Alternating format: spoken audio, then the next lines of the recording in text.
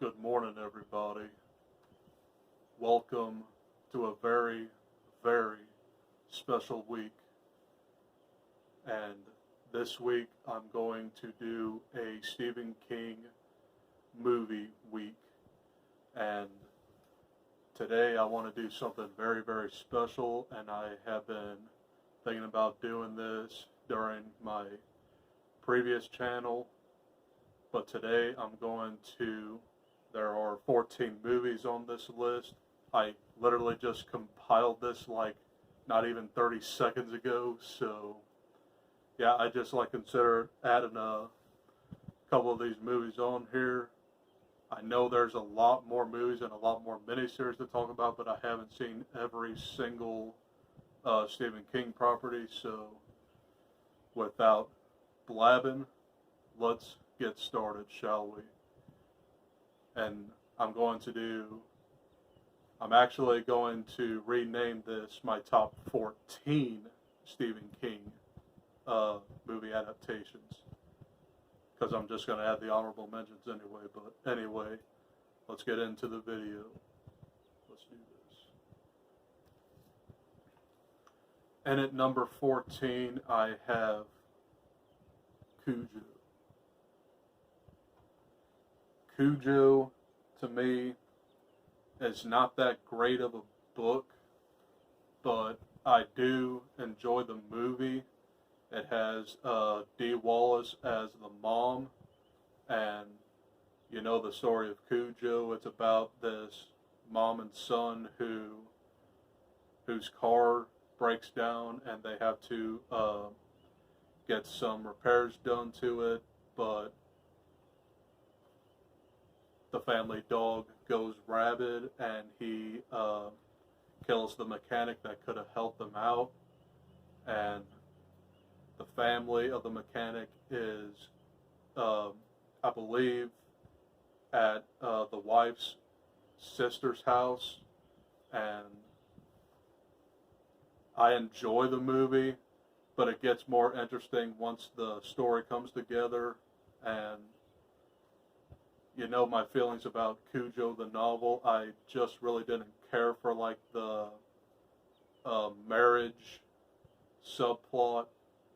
I did feel for Cujo and Tad Trenton either way, but in this, Tad Trenton actually survives, but in the novel, he dies of dehydration and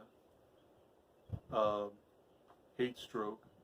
It's a pretty sad ending to a book, but a pretty decent movie otherwise, so that's Cujo. Oh yeah, and by the way, this came out in 1983 with Christine, which also came out in 1983 as the novel, but yeah, anyway, that's Cujo. Next up, and I know y'all are probably not too very familiar with this one, but it is collected in 4 Past Midnight, and that is Secret Window with Johnny Depp and John Turturro and Maria Bello. This movie is a wild ride. It's filled with twists and turns, and it's about this writer who is secluded in a cabin, and he's trying to come up with a new novel to publish. He's been kind of slow on the publishing, and he just recently found out that his wife has cheated on him, and they went through a nasty divorce.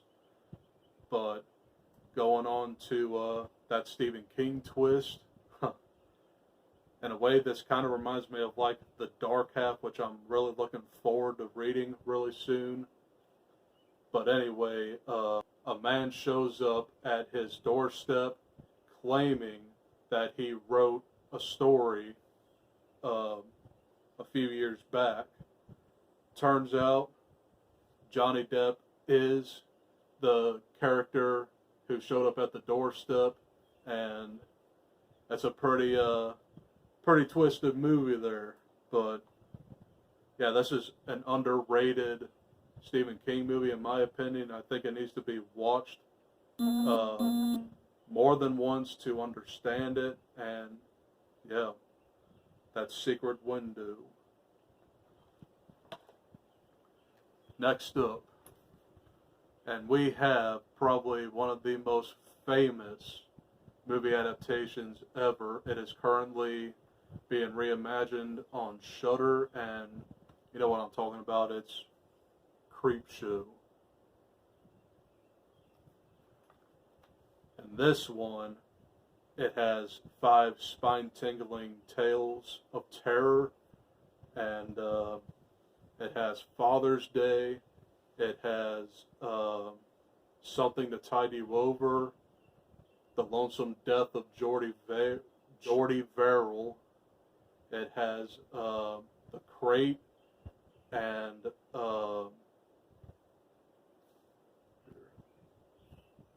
They're Creeping Up on You. And that's the final story, but sure, a lot of people seen this movie, so I really don't have to go into much detail. So yeah, it's a very, very well done movie. And my all-time favorite short in here is The Lonesome Death of Jordy Verrill, and that's got Stephen King himself. And yeah, pretty colorful movie there, and might have to get this a rewatch pretty soon. So that's Creepshow.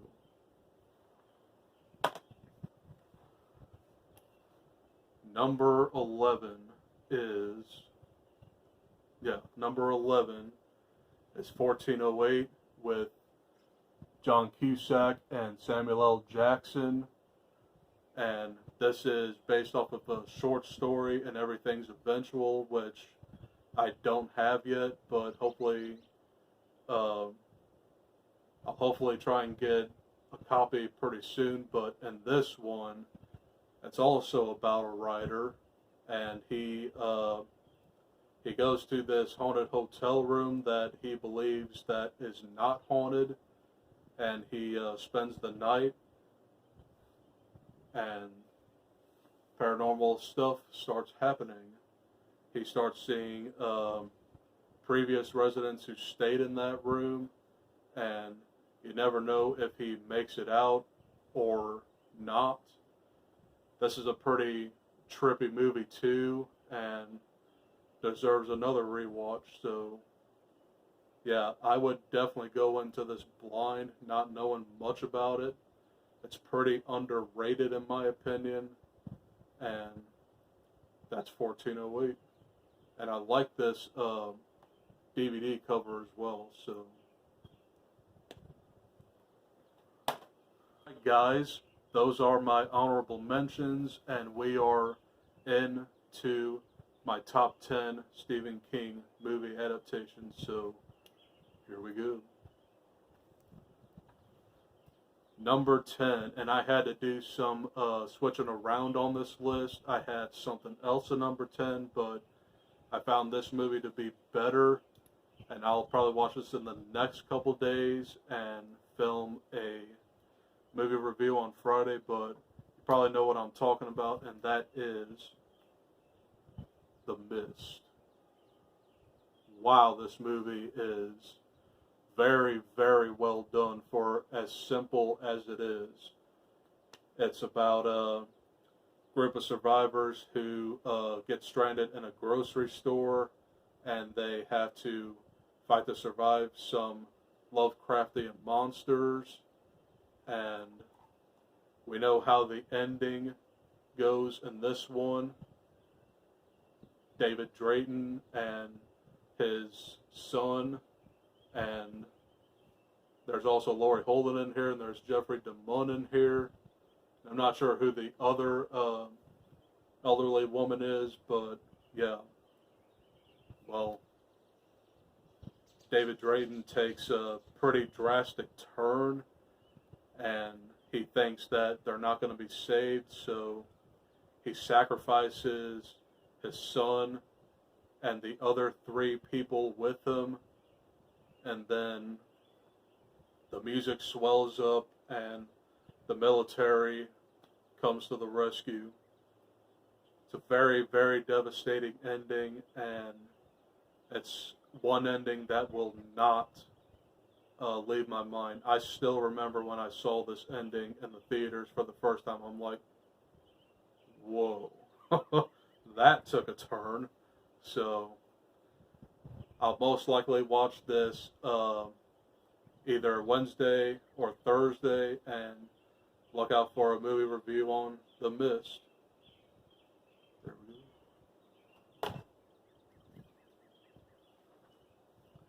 At number 9, and I literally just got this today, and I finally obtained Dr. Sleep.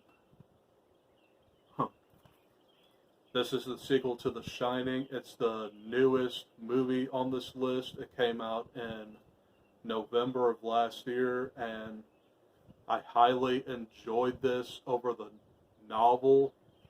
And yeah, this explores adult Danny Torrance, and he is an alcoholic, and he tries to protect a little girl named Abra Stone from a new cult called the True Knot, who are kind of like vampiric in a way.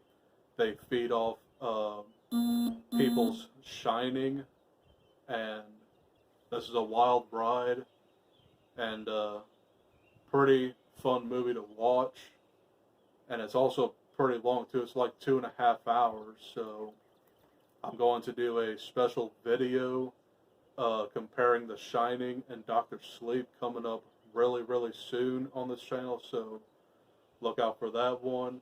And more than likely, I will definitely give this a watch tomorrow. So at number 9, we have Dr. Sleep.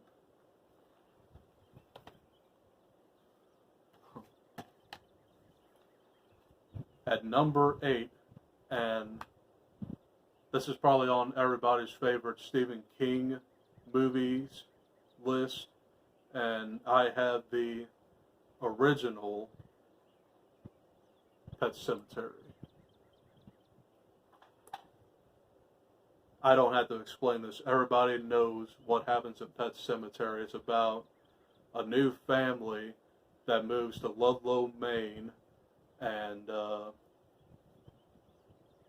the patriarch of the new family meets Judd Crandall, played really, really well by Fred Gwynne, who also played Herman Munsters in the Munsters in the 60s, way before my time. But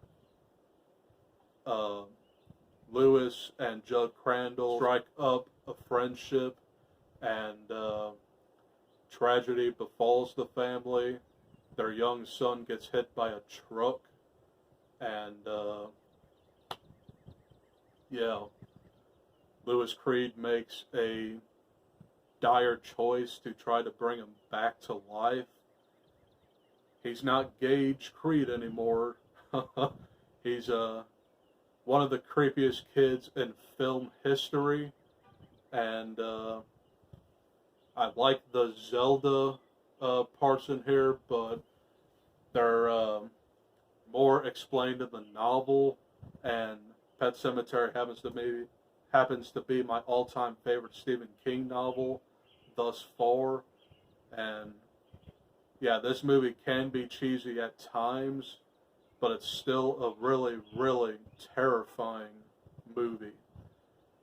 And the remake is just okay, but nothing beats the original. So that's Pet Sematary.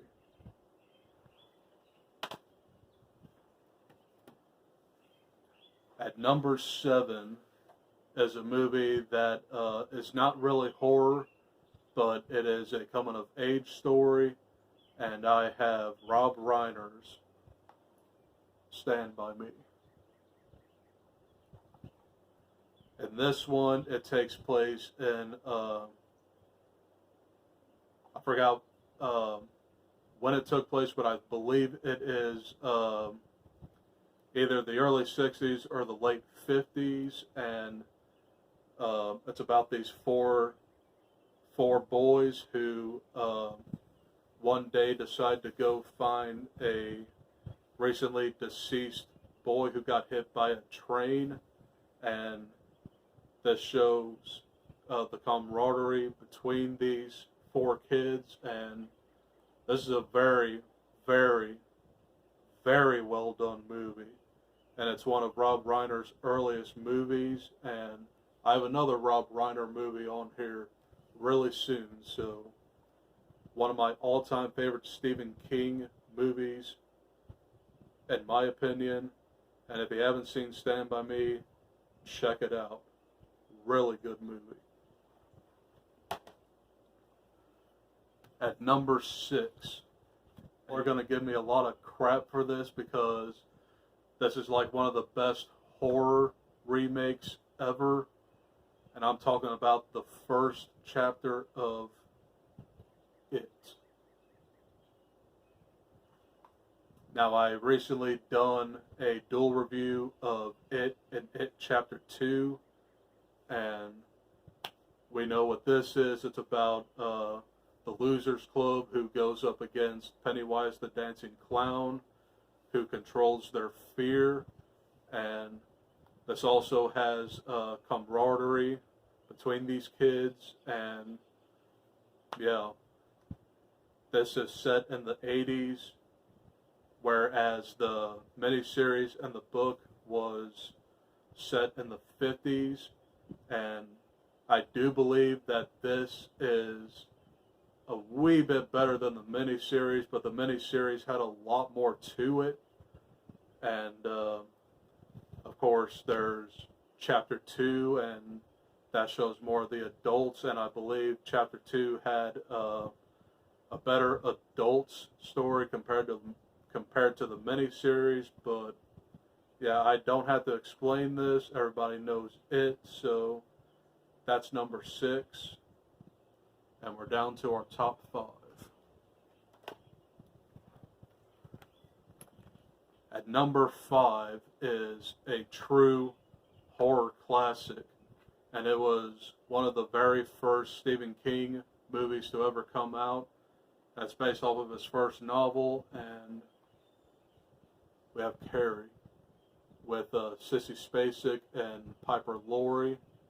And we know Carrie. It's about this girl who has telekinetic powers, and she gets made fun of by her classmates, and one good deed can set off a chain reaction of her fury. The most popular boy in her class asked her to prom, and she thinks it's a joke at first, but he actually wants to get to know her a little better. But the mean girls decide to drop a bucket of pig's blood on her, and the bucket actually kills Tommy Ross, and her fury is unleashed. And this is a very, very tragic movie. And I feel sympathy for Carrie, and I know how tough bullying can be for certain people. And yeah, this is a horror classic, and it's forgot to mention Piper Laurie. She does a very, very good job as Carrie's mother. She's really religious, and she locks Carrie in her closet, and she forces Carrie to pray every day. So very, very good Brian De Palma classic, Carrie. And of course we know that there was a 2013 remake and a TV movie, I believe, and then there was also a second Carrie called The Rage, and yeah, nothing beats the original. Although the remake came pretty close, I kind of like the beginning a little bit better to the remake, because it shows Julianne Moore having Carrie, and she almost kills her with a pair of scissors. It's pretty gruesome to look at, but yeah, nothing beats 1976's Carrie. So we're cracking down to the top 4, ladies and gentlemen. At number 4 is the other Rob Reiner film on this list, and it's probably a lot of people's favorites, and I have Misery with Kathy Bates and James Caan. And Misery is my 4th favorite novel by Stephen King, and it shows. This is a fantastic movie, and it's an even more brutal novel.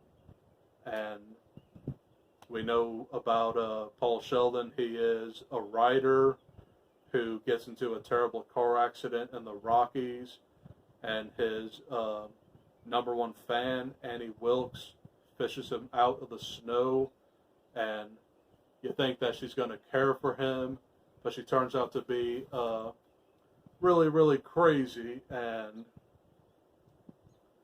yeah, he just fights to survive, and Annie Wilkes ultimately succumbs in the end, but we know about the famous sledgehammer scene where it's the hobbling scene.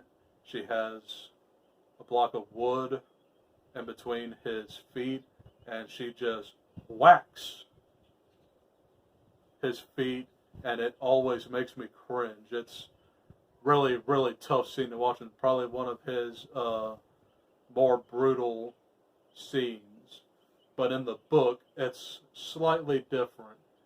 She cuts off both of his feet with an axe. It's pretty brutal. So, really, really fantastic movie. And I understand that Castle Rock Season 2 features Annie Wilkes and her origin. So, I have Castle Rock Season 1 down there on DVD, and I also re-signed up for Hulu, so I'll most likely get into Castle Rock, and I might do a series review pretty soon, so look out for that one. But that might be, I don't know, maybe like a month, but we'll see what happens. But anyway, that is Misery, and we are in the top 3.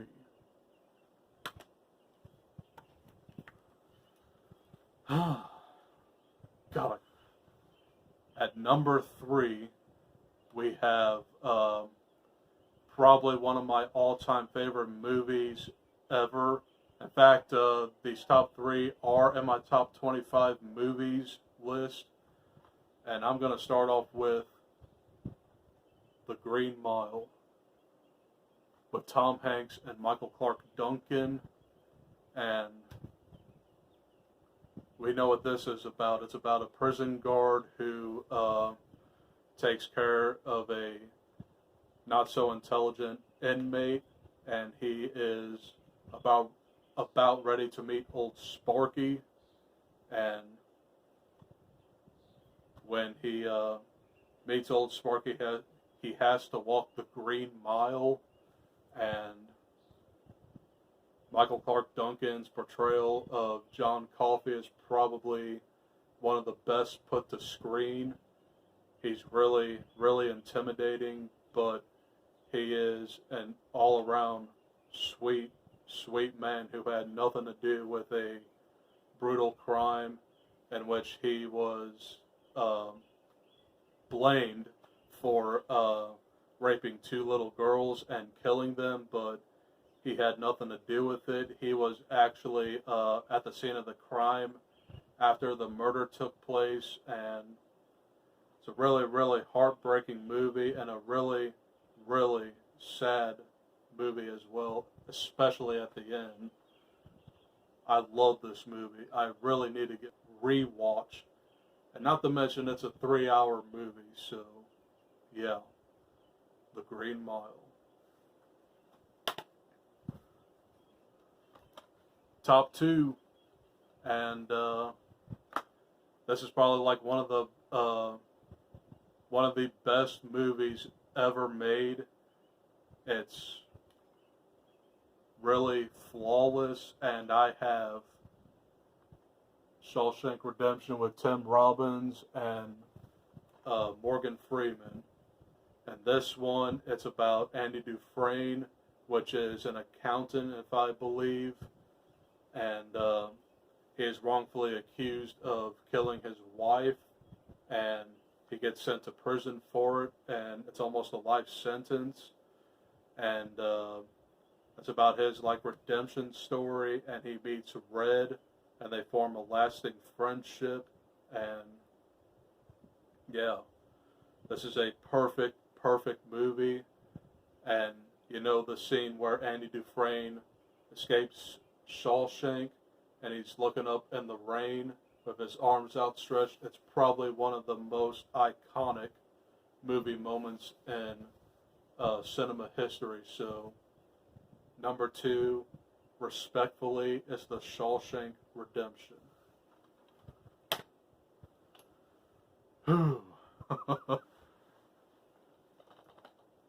And at number 1, and this is going to probably surprise a lot of people because people have mixed feelings about it, but I personally love this movie, and it is The Shining, with Jack Nicholson and Shelley Duvall and Scatman Carruthers, and directed by the one and only Stanley Kubrick. And this one, it's about the Torrance family who takes care of the Overlook Hotel during the winter, and we have a downward spiral of Jack Torrance. He becomes not so crazy, and he tries to kill his family, and he's plagued by the ghosts of the hotel, and yeah, really fantastic movie with some great cinematography and some great camera work, and the old lady in the tub still scares me to this day. So don't need to go in too much detail about this. This will be with Dr. Sleep, so look out for that video coming soon. And guys,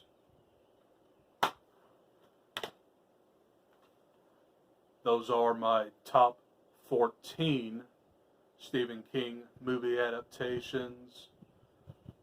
And yeah, I don't have much to say after I leave you, but really soon, hopefully, I'm going to have my Dr. Sleep versus The Shining video coming soon.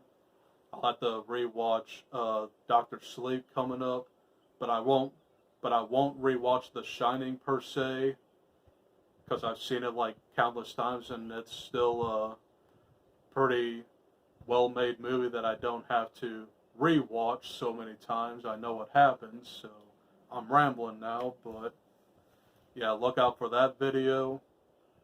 I still have to film my top 10 best movies of 2019 with honorable mentions. I'll have that up probably in the next couple days or so.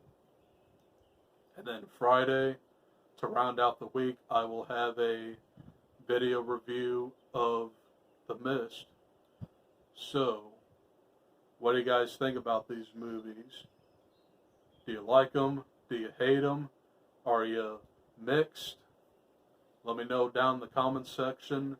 And until next time, stay awesome and keep watching those Stephen King adaptations. And I will see you guys in the next video. I'm out of here. Bye.